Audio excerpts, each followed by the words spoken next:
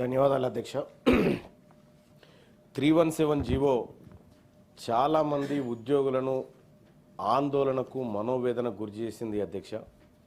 రాష్ట్రపతి ఉత్తర్వులకు వ్యతిరేకంగా ఈ జీవోను తీసుకొచ్చారనేటువంటి ఆవేదన ఉద్యోగస్తుల్లో ఉండింది.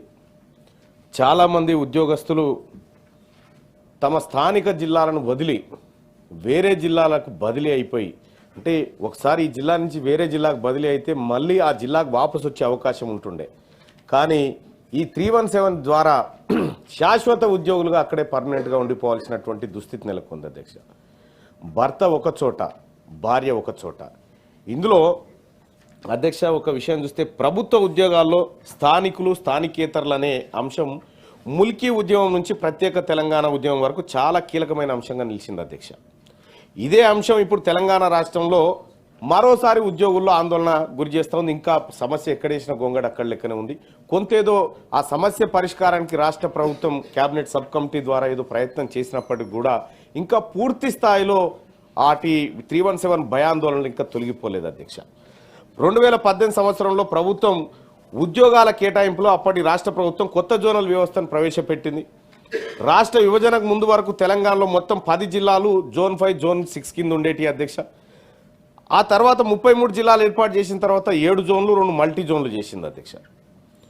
ఈ పునర్వ్యవస్థీకరించిన తర్వాత కొత్త జోన్ల వ్యవస్థ అమల్లోకి రావడంతో కొత్త జిల్లాలకు కొత్త జోన్లకు మల్టీ జోన్లకు ఉద్యోగాలను సర్దుబాటు చేసుకోవడానికి 317 జీవో తీసుకొస్తే అది ఉద్యోగులకు ఆప్షన్ కూడా ఇచ్చారు అధ్యక్ష. ఇచ్చిన తర్వాత ఇక అసలు సమస్యలు స్టార్ట్ అయినాయి అధ్యక్ష.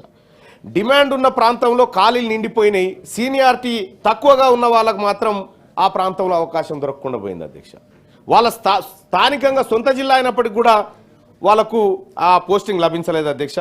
ఇక ఇదిగాక నీటిపారుదల శాఖ అధ్యక్ష, ఆ ఉద్యోగులకు ఆ శాఖ పునర్వ్యవస్థీకరణ జరిగిందని కనీసం ఉద్యోగుల దగ్గర ఆప్షన్ కూడా లేదు అధ్యక్ష. నీటిపారుదల శాఖకు సంబంధించినటువంటి అంశం.